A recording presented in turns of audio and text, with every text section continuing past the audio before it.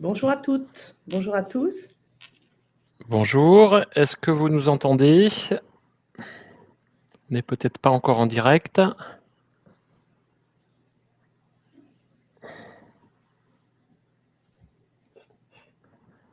Si, voilà, je vois des bonjours qui apparaissent sur le chat. Bonjour à toutes, bonjour à tous. Je suis Patrick Conja, responsable ici à l'ANAC de la mission FACT. Donc, bienvenue pour ce webinaire de présentation de notre prochain appel à projet du FACT. Donc, j'aurai le plaisir d'animer ce temps de présentation avec Nathalie Gauvrit, chargée de mission à l'ANAC, qui est notamment en charge de toutes les questions relatives au management. Bonjour Nathalie. Bonjour Patrick. Voilà, alors peut-être pour quelques éléments un peu en amont. Alors déjà pour ceux qui ne connaîtraient pas l'ANACT, vous avez là sur cette slide quelques éléments de présentation assez synthétiques et je vous renvoie volontiers à notre site anact.fr si vous voulez en savoir un peu plus sur l'agence. Donc, comme vous le savez, nous sommes une agence nationale avec des structures en région qu'on appelle des ARACT et une mission qui est autour de la promotion de l'amélioration des conditions de travail avec une attention en particulier d'agir et d'appréhender les questions d'organisation du travail et de relations professionnelles. Donc, on a à la fois des missions d'accompagnement, mais ces missions d'accompagnement, elles nous sont aussi utiles pour produire, diffuser un certain nombre d'outils et de méthodes, en particulier aux TPE-PME, qui sont les cibles prioritaires pour le réseau ANACT-ARACT. Alors, ceci étant dit, quelques éléments sur l'organisation de ce webinaire. Donc, nous aurons globalement 4 temps dans cette présentation qui va durer globalement une demi-heure. Un premier temps où je vous donnerai quelques informations sur le dispositif qui est le Fonds pour l'amélioration des conditions de travail. Nathalie fera dans la foulée un focus sur l'appel à projet qui nous concerne aujourd'hui, qui est intitulé « Travail hybride, faire évoluer le management et l'organisation du travail ». On reviendra en fin de webinaire sur les démarches et la procédure de dépôt des dossiers de candidature et nous aurons un temps de questions-réponses qui vous sera accordé pendant une quinzaine de minutes. Vous avez sur votre droite un chat qui vous permet dès maintenant, le cas échéant, de poser vos questions. Au-delà du temps consacré à cet exercice-là, on essaiera, si besoin, de répondre en direct aussi à un certain nombre de vos questions.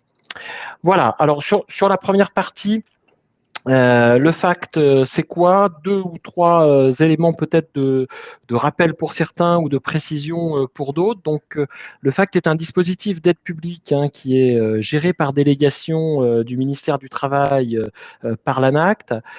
C'est une subvention, en tout cas une enveloppe financière qui nous permet de soutenir des projets innovants conduits par ou pour des PME sur le champ de l'amélioration des conditions de travail. Alors, quelques chiffres, on a un budget annuel de 4 millions d'euros. On est organisé par appel à projet, avec 2 appels à projet thématiques nationales engagés. Il y en a eu un premier sur le développement de la culture de la prévention là, qui vient de se clôturer. Ce deuxième que nous engageons également sur la thématique plutôt transformation du travail et management. On a également cette année un appel à projet sectoriel. Il sera lancé dès la semaine prochaine et il concernera plus particulièrement la filière logistique, c'est-à-dire à la fois les entreprises du secteur du transport et de la logistique. Et nouveauté pour cette année 2022 pour le FACT, l'organisation de 2 appels à projets territoriaux. L'un qui sera sur le territoire Occitanie, il est engagé d'ores et déjà, et un second qui sera sur le territoire Hauts-de-France et Normandie. On aura l'occasion de vous donner quelques informations relatives à ces appels à projets. Alors, 2 éléments aussi quand même à souligner par rapport à ce dispositif, et notamment parmi les évolutions de ces dernières années, de plus en plus une priorité quand même qui est donnée à des projets qui sont d'envergure un peu plus importante, qui vont embarquer des collectifs d'entreprises, donc ce que l'on appelle dans notre jargon des actions collectives, hein, ou des actions portées par des acteurs d'une branche ou d'un secteur d'activité. Ça représente aujourd'hui 70% de nos dossiers, et c'est une façon de toucher plus largement un nombre plus conséquent, en tout cas, d'entreprises. Mais le FACT reste tout à fait activable, hein, pour des demandes individuelles portées à l'échelle d'une structure. Alors, autres éléments un peu de cadrage importants et qui font partie des questions un peu récurrentes, c'est qui peut bénéficier de ce dispositif d'aide publique. Donc, on est bien sur les secteurs associatifs et secteur privé, hein. C'est-à-dire que les entreprises du secteur public ou les projets qui viseraient à être plutôt sur le champ de la fonction publique, qu'elle soit territoriale, hospitalière ou d'État, il y a un fonds identique qui existe, hein. Vous avez ici un lien, c'est ce qu'on appelle le FIACT, qui permet effectivement de soutenir des projets de ce type-là. Nous, on est vraiment réservé à des projets qui vont servir et qui vont être au service du secteur privé ou associatif. Les organisations professionnelles, interpro, les OPCO, les fédérations, les chambres consulaires peuvent aussi répondre à ces appels à projets du FACT, notamment compte tenu de leur position et de leur légitimité pour embarquer et travailler des sujets avec un collectif d'entreprises. Voilà. Donc ça, c'est des éléments un peu statutaires, hein, que vous retrouverez également dans les textes de loi, les arrêtés, et des éléments de présentation du FACT. Vous avez un lien en fin de webinaire. Deux mots sur la programmation. Alors, je faisais référence au premier appel à projet thématique que nous avons lancé. Nous avons dès cet après-midi une commission, une soixantaine de dossiers qui sont instruits. La thématique était celle du développement, du renforcement de la culture de prévention des risques dans les TPE-PME, donc une entrée plutôt petite entreprise et plutôt par le prisme de ce qu'on appelle la qualité de vie et les conditions de travail. Ce deuxième appel à projet thématique dont on va parler et sur lequel Nathalie reviendra pour vous présenter un petit peu les attendus, je dirais juste à ce stade que ce qui a motivé un peu ce fléchage-là et cette orientation, c'est notamment le fait que dans cette période sortie de crise sanitaire, dans cette période où il y a un certain nombre de choses qui bougent, et notamment l'émergence d'organisations un peu hybrides, nous, on avait en tout cas perçu un vrai intérêt à remettre un petit peu en avant la question du management, des transformations du travail, et de soutenir et d'encourager en tout cas des initiatives qui, dans ce contexte effectivement de changement important, étaient dans des logiques de réflexion et d'action sur comment repenser nos modes d'organisation et de management. Ça fait également résonance à des précédents appels à projets qu'on a pu avoir sur cette thématique-là. Concernant l'appel à projet sectoriel, c'est, je le disais tout à l'heure, une première, puisqu'on est vraiment là dans l'idée de dédier à un secteur d'activité particulier ce dispositif et à travailler au plus près des besoins spécifiques d'un secteur, en l'occurrence la filière logistique avec les entreprises du secteur du transport et de la logistique. Voilà pour les éléments de programmation. Alors, peut-être à ce stade, l'idée c'était vraiment de faire une présentation générale.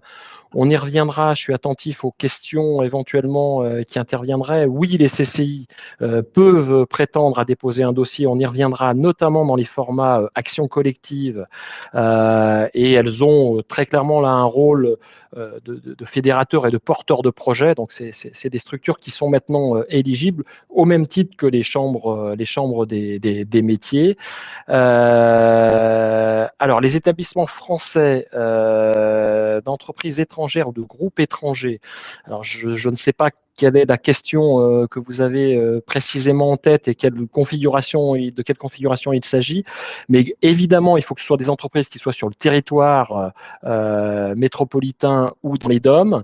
Et vis-à-vis des groupes, c'est-à-dire des entreprises qui renvoient à des groupes qui ont plusieurs établissements, on est plutôt, nous, enclin à dire on ne soutient pas financièrement des groupes qui ont normalement des politiques et des moyens pour travailler sur ces questions-là. En revanche, un établissement qui serait indépendant, autonome, avec son propre CSE, même s'il appartient effectivement à un groupe, mais s'il a un projet au périmètre de sa structure et qu'il répond aux exigences de moins de 300 salariés, il peut effectivement prétendre au FACT. Voilà. L'écofinancement, on y reviendra. Oui, c'est tout à fait possible. Voilà pour cette première slave de questions. Peut-être Nathalie, je te laisse prendre la suite. Merci Patrick. Oui, effectivement, on souhaitait partager avec vous autour de cette question du travail hybride, faire évoluer le management et l'organisation, partager des éléments de contexte, des enjeux qui se posent aux organisations et enfin des pistes à investiguer éventuellement dans vos réponses à appel à projet. Alors, pour la question des constats, voilà, je vérifie juste que… Voilà, super. Que le diaporama suit bien. Au niveau des constats, en tout cas, qui ont été réalisés, déjà, cette période nous a amené à re-questionner l'organisation du travail et les régulations nécessaires pour pouvoir le faire. Régulation on a parlé beaucoup de charges de travail, des relations nécessaires, de l'accès aux conditions de travail, aux bonnes informations pour réaliser le travail. Et cette période a exacerbé les forces et les faiblesses des organisations sur les questions d'engagement au travail, de sens, de collectifs fragilisés parfois, et elle nous a induit la nécessité de questionner et de comprendre les besoins et les attentes des individus et des collectifs pour réaliser ce travail. Elle a de surcroît renforcé ce rôle central des managers pour accompagner cette transformation, managers qui se retrouvent au carrefour en fait des exigences de production ou de prestation et des besoins des salariés et des collectifs. Et cette augmentation des exigences vis-à-vis des managers dans un contexte de transformation au travail, ça fait partie des éléments que vous retrouverez dans l'enquête, dans l'étude APEC-ANACT 2022, dont Guillaume va vous mettre le lien en fait dans le chat et que vous retrouverez sur le support. J'en profite pour répondre à Pascal. Le support de présentation, vous pouvez le télécharger déjà sur la petite icône en haut à droite sur votre écran. Et vous l'aurez dans le replay, vous aurez toutes les informations et les liens utiles par rapport à cet appel à projet.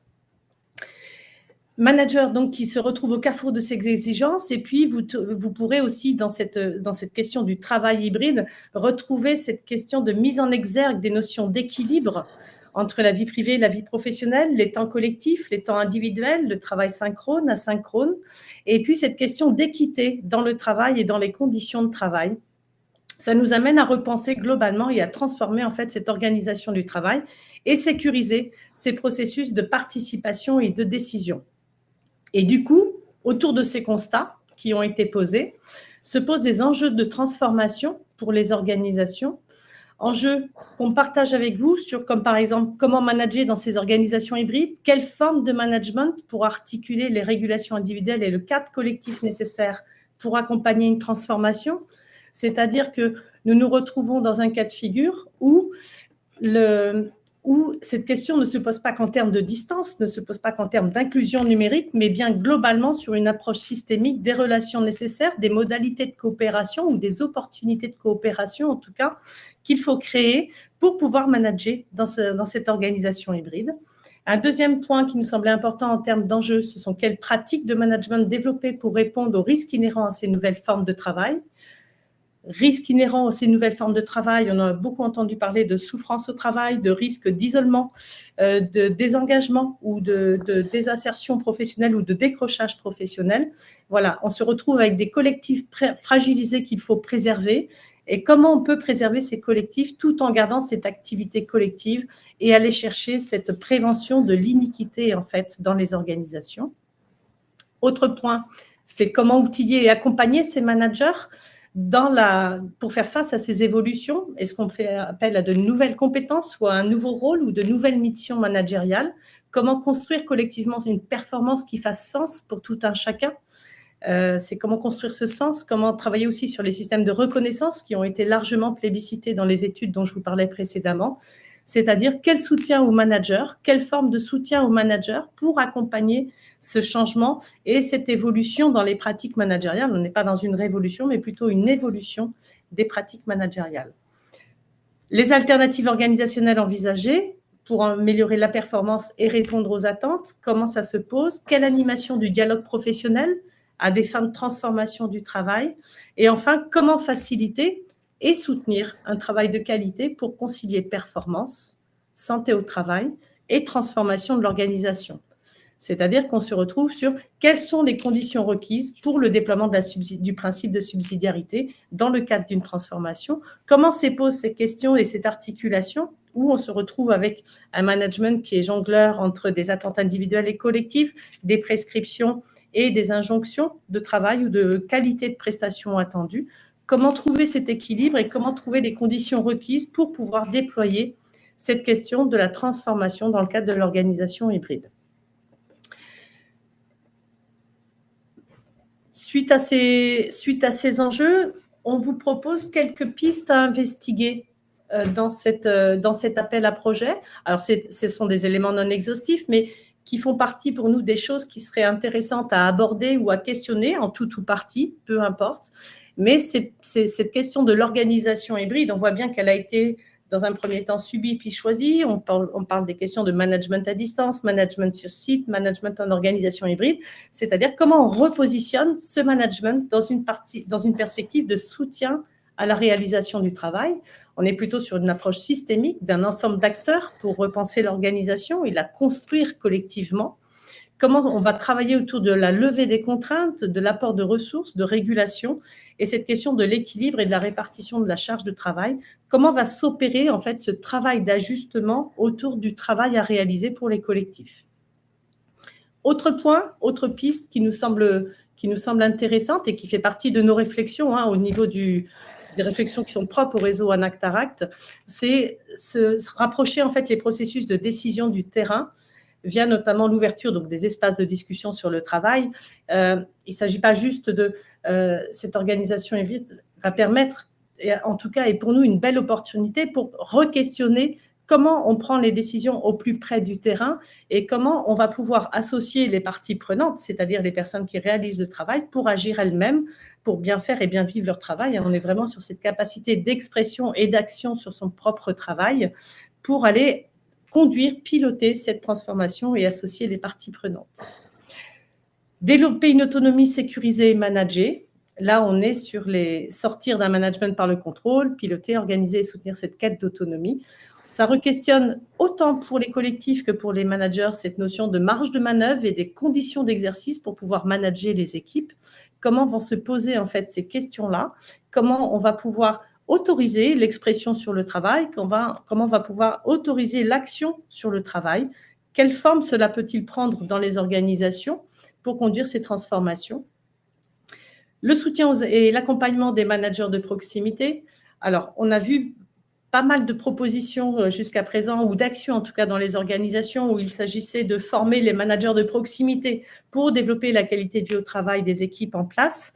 Il s'agit non pas de simplement les former, mais aussi de faire l'apprentissage de nouveaux repères, de peut-être de nouvelles compétences, varier peut-être un petit peu les proportions dans les rôles attendus du manager avec ce renforcement de l'animation de l'équipe et de la régulation du travail. Et il s'agit, pour les managers de proximité, de bien les accompagner dans l'exercice de leurs fonctions et leur marge de manœuvre, c'est-à-dire soigner leurs propres conditions de travail pour qu'ils puissent accompagner les collectifs dans cette organisation. Enfin, agir simultanément sur le dialogue professionnel et le dialogue social.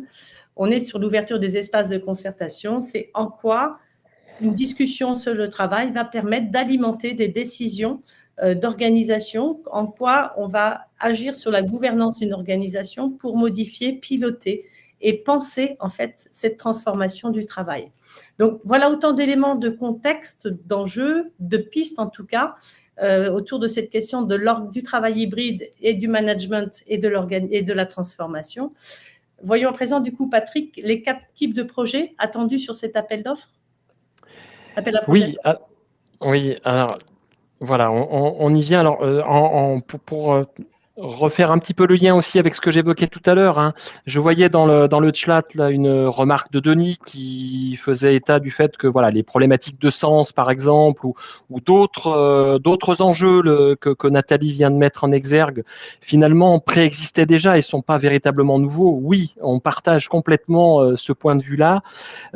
Mais avec l'idée que justement les transformations du travail en cours, l'émergence d'organisations hybrides, hein, qui a été un peu accélérée et qui résulte notamment du développement du télétravail post-crise, sont des facteurs qui ont exacerbé un certain nombre d'attentes, de transformations, d'enjeux, hein, pour reprendre le terme de Nathalie, et que du coup c'est bien ce contexte-là qui nous invite à remettre un peu sur le devant de la scène ces questions, ces problématiques, avec l'attention qui est la nôtre, qui est celle de les appréhender avec le prisme du travail et des conditions de travail, c'est-à-dire de regarder aussi comment ces transformations, ces évolutions-là requestionnent et reposent un certain nombre d'enjeux ou de défis pour les entreprises et les managers en particulier, mais de les appréhender et de les regarder au prisme des enjeux d'amélioration des conditions de travail. Donc, tout ou partie, en tout cas, des enjeux ou des questionnements qu'évoquait un instant Nathalie, c'est bien comment les initiatives, les projets qui peuvent être déposés dans le cadre de cet appel à projet peuvent apporter des éléments pour mieux instruire, mais aussi pour apporter des réponses opérationnelles à tout ou partie de ces questions, en les appréhendant. On y reviendra avec peut-être aussi quelques principes, ceux qu'évoquait Nathalie précédemment, et quelques cadres qui sont aussi ceux du FACT. Alors, on a résumé ça et je vous renvoie également à la note de cadrage. On ne l'a pas encore évoqué, mais pour chaque appel à projet, on a un document sur notre site anact.fr, et vous avez également un lien à la fin du diaporama qui vous permettra d'accéder à un document plus précis, hein, que ce qu'on est en train d'évoquer là de manière un peu synthétique dans cette présentation, et qui sera, je l'espère, utile pour concevoir, penser l'ingénierie de vos projets. Alors, 4 types de projets sont attendus. Alors, il y a des projets, je dirais, qui sont plutôt classiques, dont l'épicentre et l'orientation est vraiment celle d'accompagner des évolutions dans des PME qui toucheraient aux questions d'organisation du travail et de management, et dans ce contexte et face à ces enjeux. Alors, des transformations qui pourraient toucher au processus de production, mais aussi évidemment aux modes d'organisation, aux pratiques de management ou aux pratiques de gestion des ressources humaines. On est bien là dans ce premier type d'attente, plutôt sur des projets qu'on qualifie, nous, d'expérimentation, c'est-à-dire qu'on va, avec l'accompagnement de tiers externes, dans le cadre de partenariats, que ce soit dans une action individuelle au périmètre d'une seule entreprise ou dans une action collective avec plusieurs entreprises, on va conduire ce qu'on appelle des expérimentations, c'est-à-dire tester, envisager des approches nouvelles en matière d'organisation et de management, et appréhender aussi, c'est un autre volet important, la conduite de ces transformations, hein, en mobilisant notamment ce qu'évoquait Nathalie, les dimensions autour de la discussion sur le travail et de la participation des salariés. Et on fait aussi l'hypothèse, que ces démarches-là, elles sont aussi propices à ce que collectivement, à l'échelle d'une entreprise, les différentes catégories d'acteurs, managers, salariés, représentants des salariés, direction, fassent aussi l'apprentissage de nouveaux modes de fonctionnement et envisagent autrement les transformations et la conduite du management au quotidien, si je puis dire. Deuxième type de projet, on est peut-être plutôt là par des projets qui sont portés justement par des réseaux d'entreprises, des chambres consulaires, des opérateurs de branches, des OPCO, des structures de ce type-là, qui ont vocation, à travers leur positionnement, à travers leur offre de services à destination des TPE-PME, de développer des démarches d'appui méthodologique, d'être en accompagnement et d'avoir des actions qui permettent à la fois d'analyser ces tendances, de mieux comprendre à l'échelle des entreprises avec lesquelles elles vont travailler ces sujets-là, les évolutions et les tendances en matière d'organisation du travail, l'instruction du lien que j'évoquais tout à l'heure avec les conditions de travail, dans une perspective qui est vraiment de prévenir les effets potentiels de ces transformations sur les conditions de travail.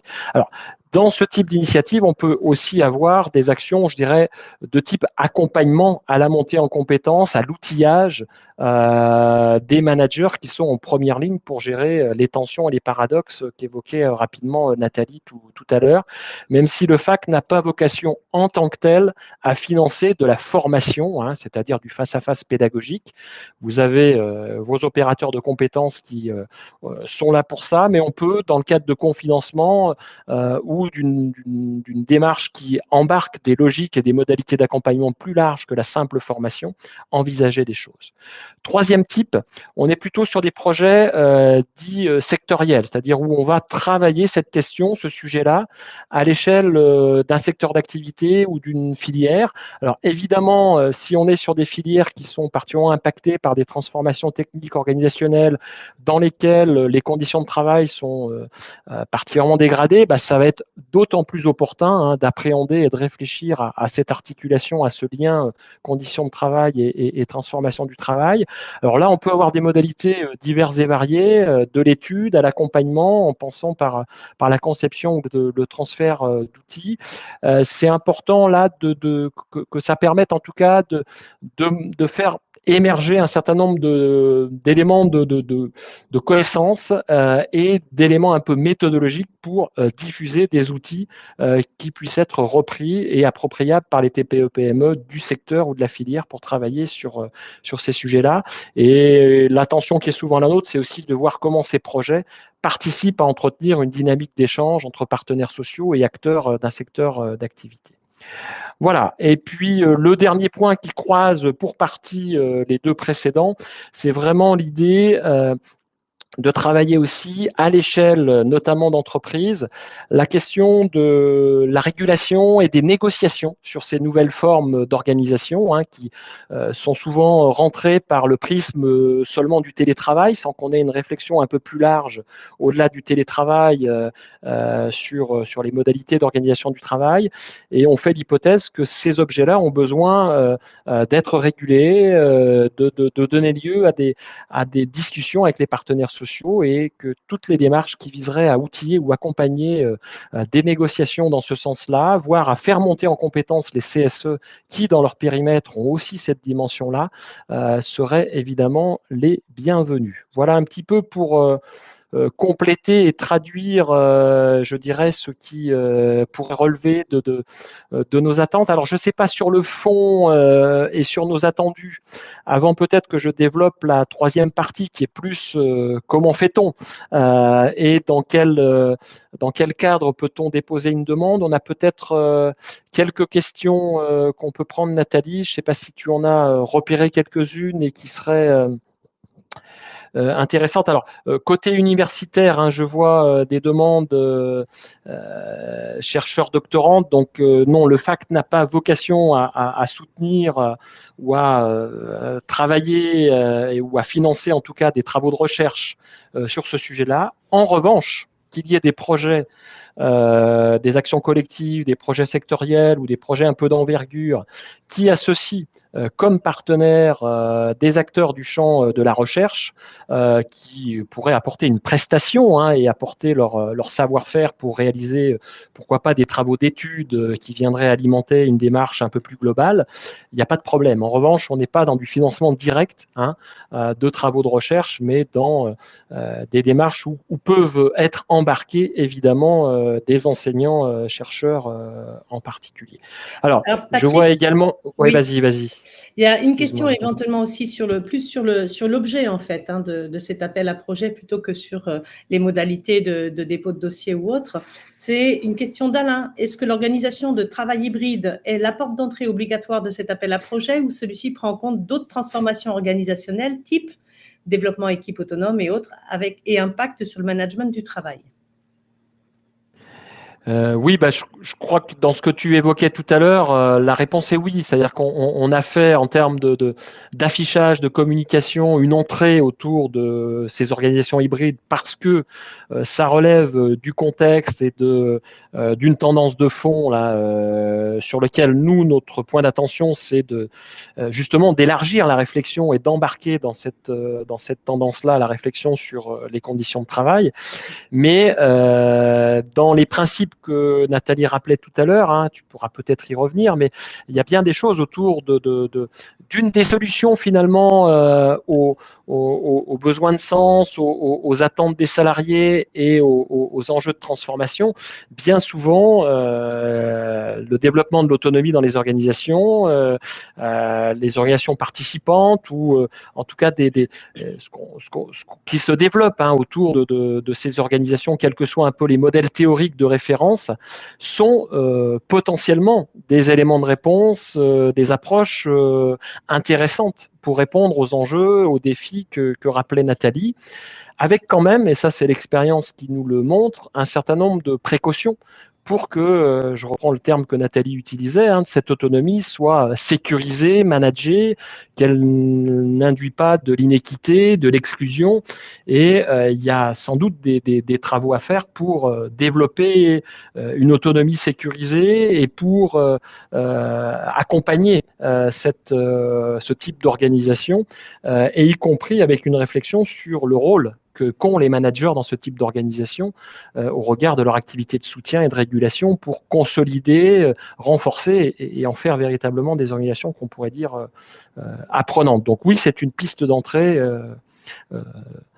pertinente à condition de voilà, de pas en faire simplement une incantation, mais de travailler sur les conditions pour, quoi.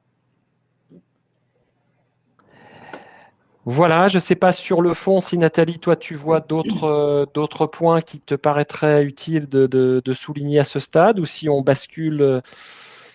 On peut poursuivre. S'il y a éventuellement une question de Denis sur l'approche coaching et intelligence collective est-elle à privilégier? CF, la démarche QVT déployée par l'ARACT Occitanie avec l'ARS Occitanie auprès des établissements médico-sociaux. Est-ce que dans le cadre de cet appel à projet, on peut avoir une approche coaching et intelligence collective?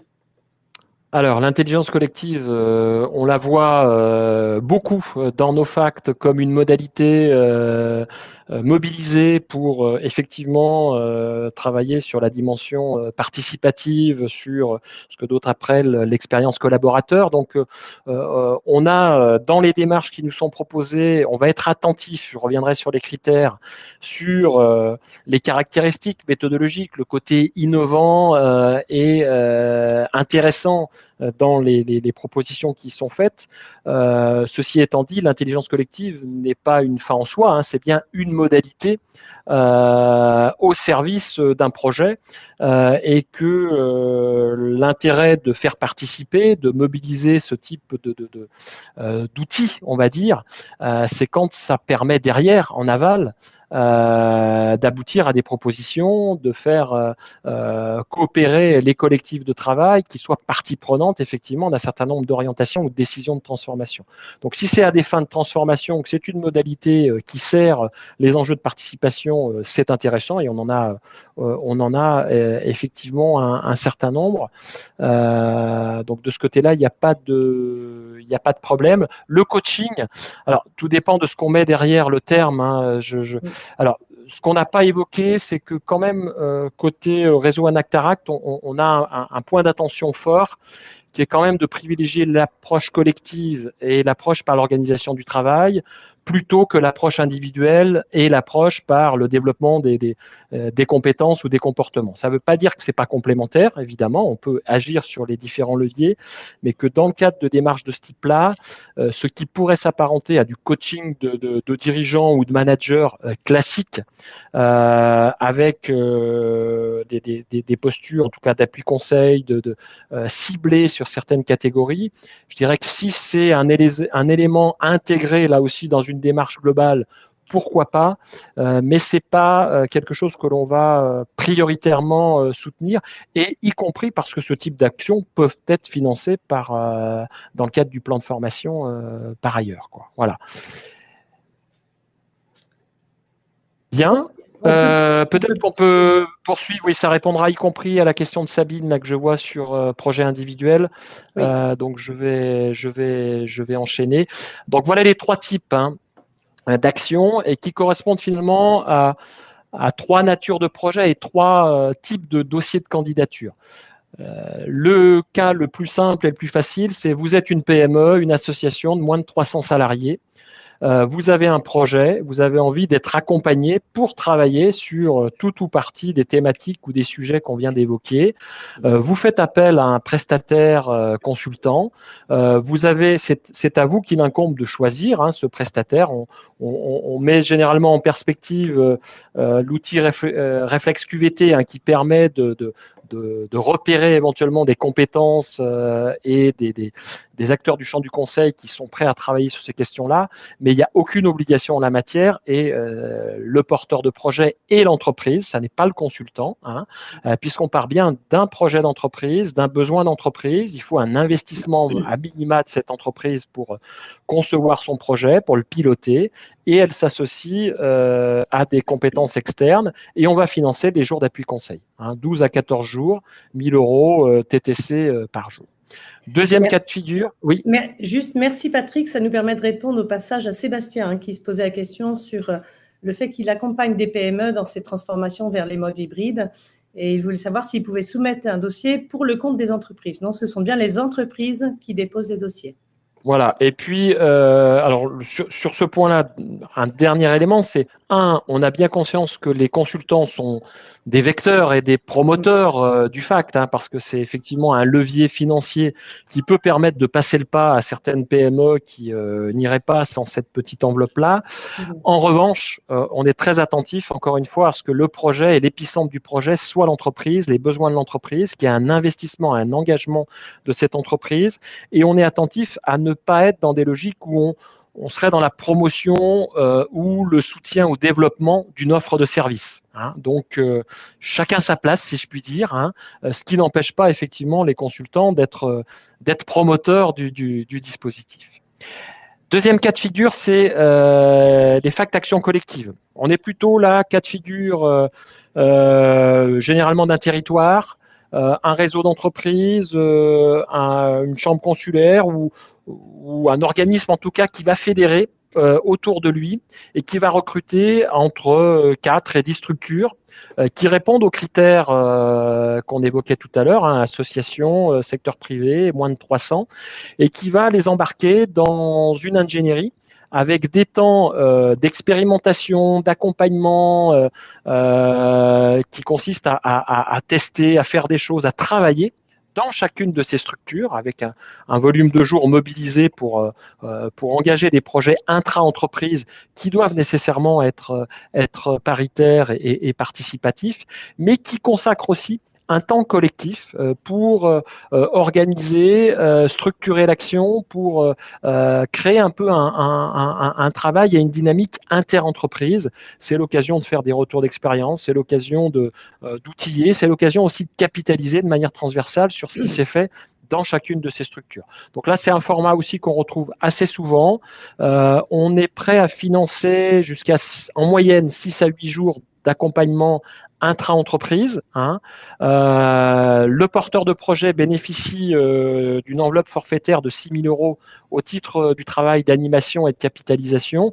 Donc là, vous voyez que selon l'ambition, la nature ou le nombre de projets parties prenantes, le nombre d'entreprises parties prenantes, on peut avoir des enveloppes un peu plus conséquentes.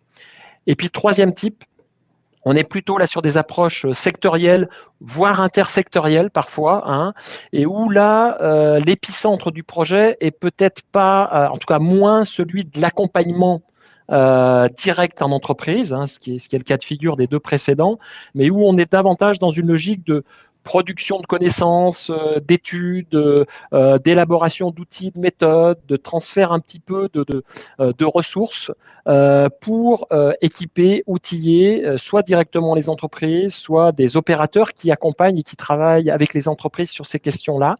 Donc, on est là dans une orientation qui est moins celle de la transformation directe, je dirais, hein, mais plus celle du développement de ressources et de l'apport d'un certain nombre d'éléments, avec un essaimage et du coup un impact plus important sur ces facteurs-là en termes de nombre d'entreprises potentiellement concernées, avec des exigences en termes de livrables, comme vous le voyez, qui sont un peu plus fortes parce que les enveloppes sont un peu plus significatives.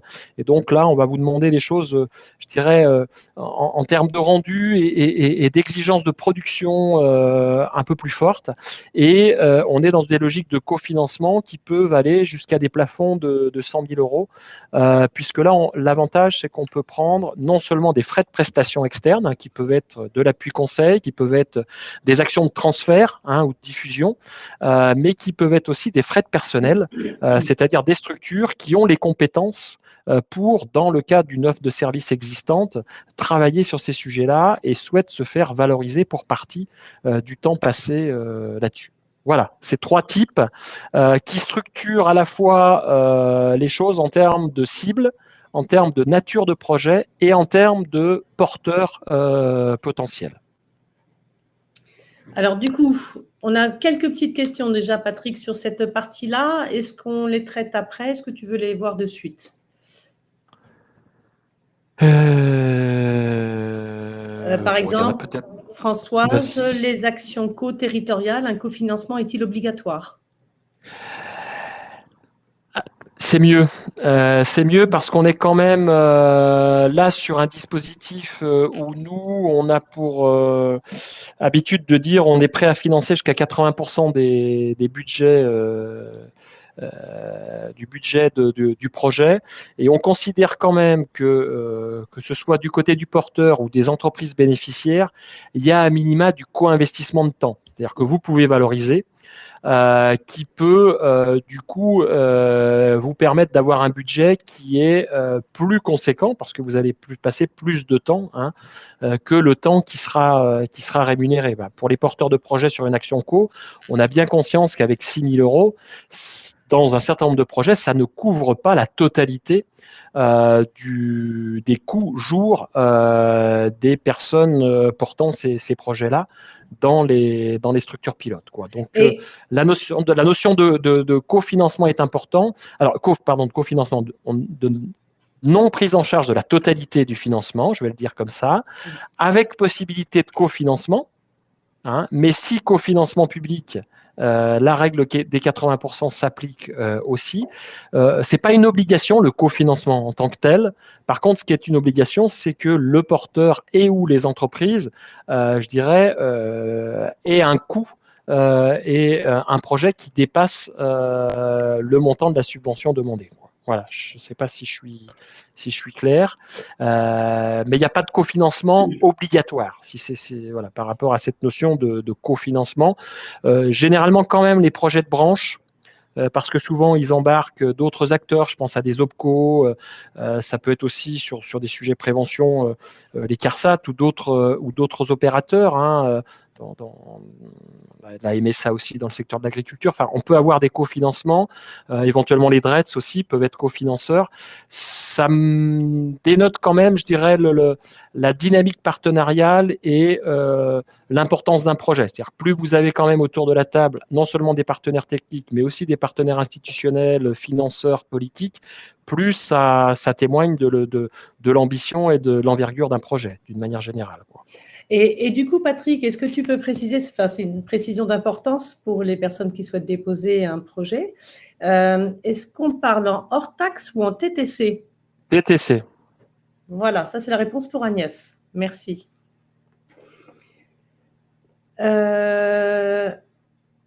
Donc, tout ce qui est question autour des structures publiques, hein, on a précisé qu'elles n'étaient pas concernées par ce dispositif, qu'elles pouvaient bénéficier du FIAC ou du FIRH.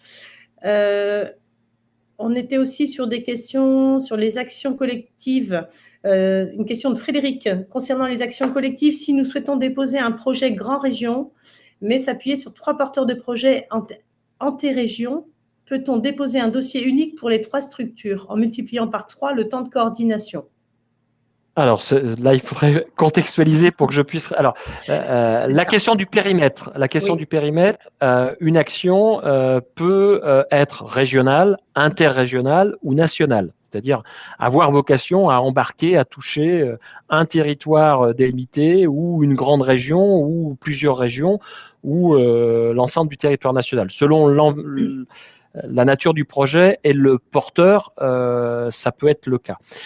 Quand on est sur une action collective, il y a un porteur. Il n'y en a pas trois, il y a un porteur qui, au nom d'une entité, même si le projet est interrégional, va déposer une demande et c'est lui qui va bénéficier, je dirais, de ce forfait de 6 000 euros au titre du travail administratif, mais aussi du travail de pilotage, de coordination qu'il a assuré. Donc ça, c'est si on est dans un format action collective. Quand vous êtes dans un format action sectorielle, comme il y a la possibilité de faire prendre en charge des frais de personnel, donc là, il faut raisonner sur un budget global avec dépenses, recettes et les différentes charges inhérentes au projet. Et s'il y a du temps mobilisé, par exemple, par des structures en région, dans un projet interrégional, c'est du temps qui peut aussi être valorisé dans le cadre de la demande de financement. Voilà. Je ne sais pas si ça répond complètement à la question posée, parce qu'il faudrait qu'on soit un peu plus dans le cas concret et le contexte. Alors, ça me permet de rappeler, mais je pensais terminer par là, alors par anticipation, vous dire qu'on ne vous lâche pas complètement dans la nature, si je puis dire, là, après ce webinaire, et que vous avez évidemment, au-delà de la note de cadrage qui vous donne un peu d'éléments plus précis, au-delà des liens qui vous renvoient vers les questions d'éligibilité, qui vous renvoient notamment vers un certain nombre d'éléments qui peuvent vous aider à répondre aux questions de est-ce que je suis éligible, est-ce que je peux faire ceci ou pas faire cela.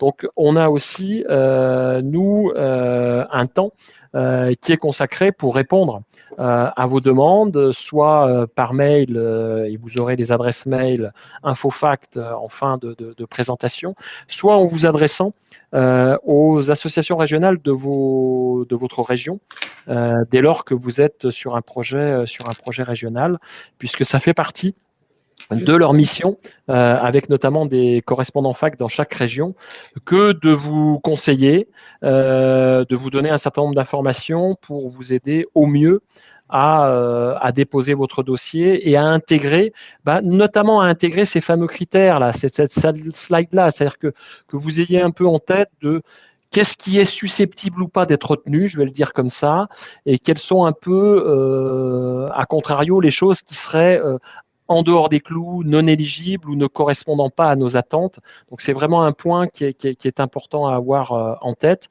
Et c'est pour ça aussi qu'on a l'habitude de partager en toute transparence les critères de sélection de la commission, où vous avez, au-delà de l'éligibilité dont on a parlé, la question de l'innovation, qu'on a aussi évoquée en filigrane, la question des particularités méthodologiques, la question de l'impact, puisque l'idée, c'est aussi d'éviter un peu un effet saupoudrage et de pouvoir toucher le plus grand nombre, et puis des choses qui vont être spécifiques à chaque appel à projet. Et là, on vous renvoie complètement vers la note de cadrage que vous pouvez télécharger et les éléments qu'a présenté Nathalie sur les éléments un peu de principe que tu évoquais tout à l'heure, quoi.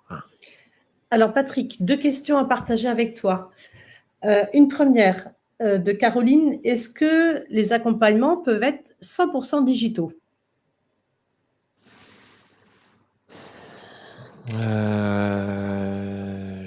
Quoi répondre? Alors déjà, il faut voir effectivement la nature du projet. Il n'y a pas d'avis a priori. Après, on peut s'interroger. Et voilà, ça serait peut-être mon premier réflexe sur la pertinence ou pas d'être sur une modalité d'accompagnement qui ne se jouerait qu'à distance. C'est-à-dire qu'on est déjà dans des contextes, effectivement, où, sans paraphraser ce que disait Nathalie tout à l'heure, mais il y a quand même une fragilisation des collectifs, où les enjeux d'engagement, où les problématiques de trouver du sens au travail et les enjeux de travailler collectivement autour des évolutions d'organisation et de management. Je ne sais pas si le tout digital est en capacité d'attraper tout ça et de répondre à ces défis ou à ces enjeux-là. Donc, je ne l'exclus pas a priori, puisqu'il peut y avoir des modalités utiles et intéressantes. Après, je vous amène peut-être à vous interroger sur est-ce que le 100% digital est de nature ou est susceptible de répondre pleinement aux défis et aux questions qu'on rappelait tout à l'heure.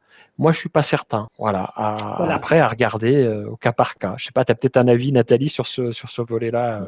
Je te rejoins. C'est pas un critère rédhibitoire. Par contre, à voir comment ça va être écrit et animé, puisque on parlait d'être au plus près du terrain, du travail réel, de la prise en compte du travail réalisé par les collectifs des parties prenantes et de discuter. Donc, à voir comment se présente cet accompagnement en 100% digital.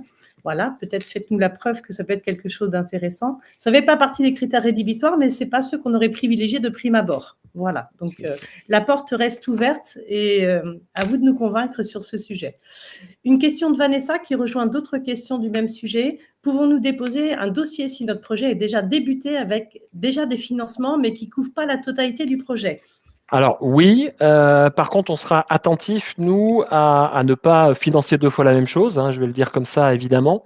Et peut-être que ça peut être intéressant dans ce cas-là de présenter la partie du projet pour laquelle vous sollicitez le FACT, tout en étant complètement transparent sur le fait que ça s'inscrit dans la continuité d'actions d'ores et déjà engagées et financées par d'autres biais.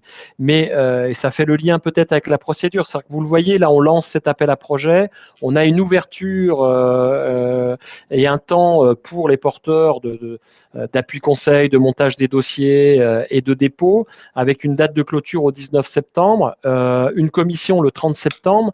Ça veut dire qu'on va au mieux engager des conventions avec les porteurs retenus qui vont débuter début octobre.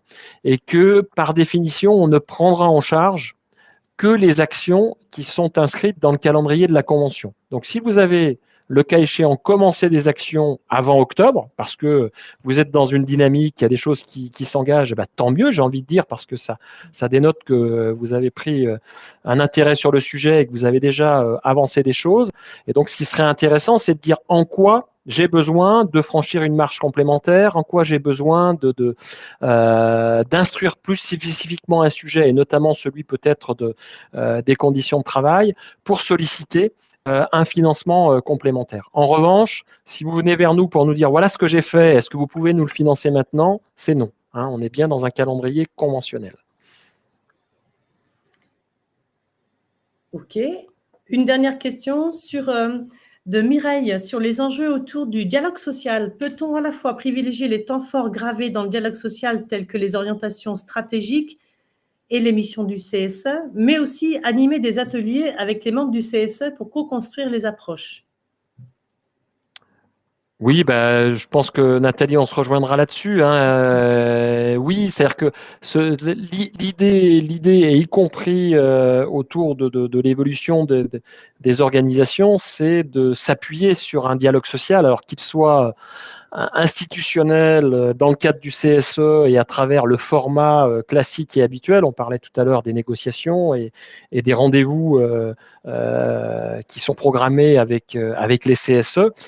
Donc là, il faut évidemment les associer, les embarquer, et ça relève je dirais, des obligations de toute façon qui sont faites à tout employeur qui engage un projet de transformation et qui réfléchit à ces questions d'organisation du travail en général.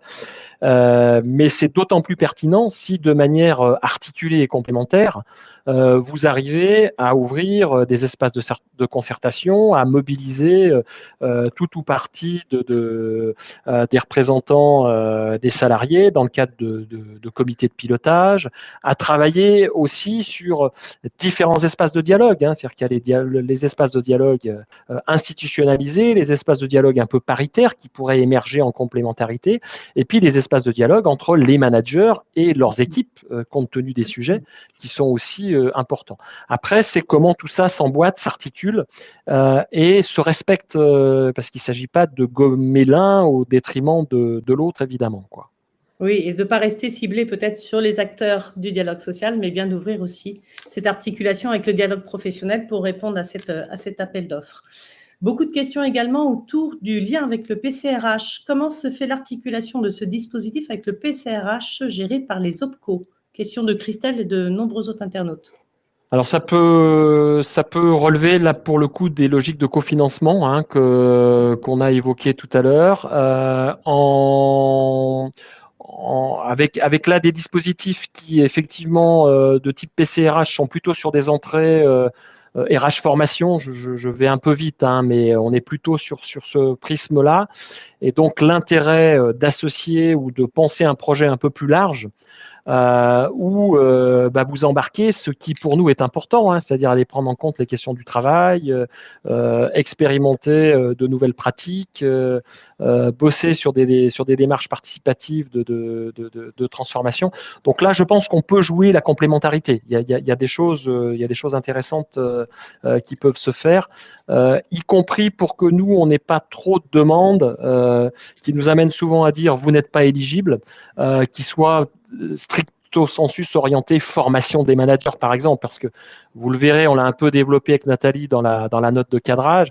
C'est vrai que souvent, dans ce contexte et dans ces périodes-là, autour de ces problématiques de développement d'organisation hybride, le premier réflexe des entreprises, mais aussi des opérateurs qui les accompagnent, c'est le développement des compétences des managers. Hein. Et nous, on a plutôt tendance à dire c'est nécessaire, mais c'est pas suffisant. Pour ce qui est du cadre du FACT, ça n'est pas en plus, je dirais, le type d'action que l'on va prioritairement financer, puisqu'il y a d'autres dispositifs ou opérateurs qui sont là pour ça. Alors, 2 dernières questions, Patrick. Une première dont la réponse me semble simple, c'est est-ce que les réponses peuvent s'orienter vers des projets concernant de l'équipement matériel pour les équipes en télétravail, s'il vous plaît? Question d'Antonin. Non. Non, on ne financera pas des équipements matériels.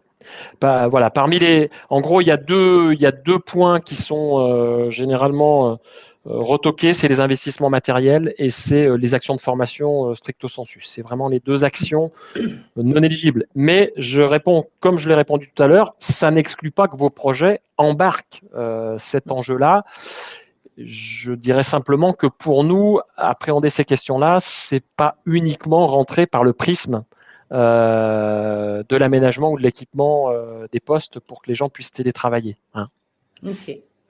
Et enfin, dernier objet en tout cas qui pose question, comment connaître les correspondants en région pour le FACT et à partir de quel moment on pourrait les solliciter pour travailler sur cette réponse d'appel à projet? Alors, par rapport au schéma là, que vous avez en toile de fond, vous pouvez les solliciter dès maintenant, hein, puisque là, l'appel à projet est lancé et vous rentrez pour certains peut-être dans une phase d'ingénierie et de réflexion.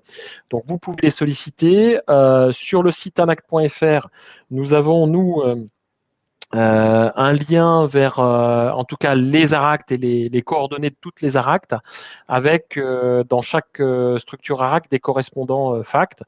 Donc, n'hésitez pas à les contacter très directement. Et si vous avez des difficultés ou du mal à activer ce canal-là, vous pouvez revenir vers le niveau national et nous interpeller à ce sujet, quoi. Très bien. Peut-être pour clore, des ressources à disposition et un peu d'actualité sur notre réseau? Oui, donc sur le FACT, un lien pour en savoir un peu plus sur ce dispositif et qui vous permettra de valider ou de revérifier un peu tous les points autour de l'éligibilité, des formats d'action possibles, de la prise en charge, etc. La note de cadrage, moi, ça me semble important quand même, parce qu'au-delà de ce qu'on s'est dit, il y a aussi plongé un peu dans ce document qui vise un peu à préciser les attentes. Dans cette note de cadrage, vous avez notamment la procédure de dépôt de votre dossier, puisque ce sont des dépôts de dossiers en ligne hein, sur une plateforme particulière. Donc, vous avez les liens. Je ne sais pas si tu veux donner 2-3 éléments sur les ressources utiles, parce que dans cette phase un peu d'ingénierie et de montage, on se dit que voilà, il faut effectivement regarder vos besoins, les besoins, le cas échéant, de vos entreprises ou structures adhérentes, mais c'est aussi peut-être en profiter pour se nourrir un petit peu et aller prendre attache avec quelques ressources utiles. Je ne sais pas si tu veux souligner 2-3 points, Nathalie, là-dessus. Oui, et puis moi j'avais envie de parler aussi de la semaine qualité de vie au travail qui arrive, où cette année on va parler du sens au travail. Ça peut être aussi l'occasion, si vous êtes porteur en fait de ce projet, d'inviter les entreprises que vous pressentez à partager ces événements qui vont être pour la plupart en webinaire et se poser ces questions de sens, reconnaissance au travail ou comment construire un sens dans cette nouvelle organisation. Vous pouvez les inviter, vous trouvez toutes les informations sur la SQVT, sur notre site de l'ANACT. Mais invitez-les, partagez en tout cas ces discours ou ces informations pour voir comment ces questions peuvent se poser dans leur organisation. C'est aussi une façon d'argumenter et de convaincre les entreprises pour rentrer dans cette grande aventure. Voilà, au-delà de la SQVT sur laquelle la communication est bien partie maintenant, hein, sur cette semaine de la qualité de vie au travail, 3e semaine de juin, vous avez là quelques rendez-vous, hein, et notamment les prochains webinaires organisés par le réseau ANACT ARACT. Voilà, je pense qu'on est arrivé au bout et je vois le timing, on est quasiment à 1 heure alors qu'on vous avait promis un temps de 45 minutes. Donc, excusez-nous pour le dépassement et un certain nombre d'entre vous nous quittent progressivement. Merci en tout cas d'avoir été présent pour cette présentation. J'espère qu'on a pu, Nathalie et moi, répondre à vos questions et vous donner envie, hein, de vous pencher sur le sujet, de réfléchir à des projets un peu innovants et intéressants par rapport à ça. Au-delà du téléchargement, le replay sera disponible, hein, je pense, Guillaume, dès cet après-midi. Et donc, ce sera l'occasion peut-être de relayer ou de revenir à tête reposée sur cet appel à projet. Voilà, merci à tous et merci Nathalie pour ce temps d'échange. Et au plaisir de lire vos projets. Au revoir. Au revoir.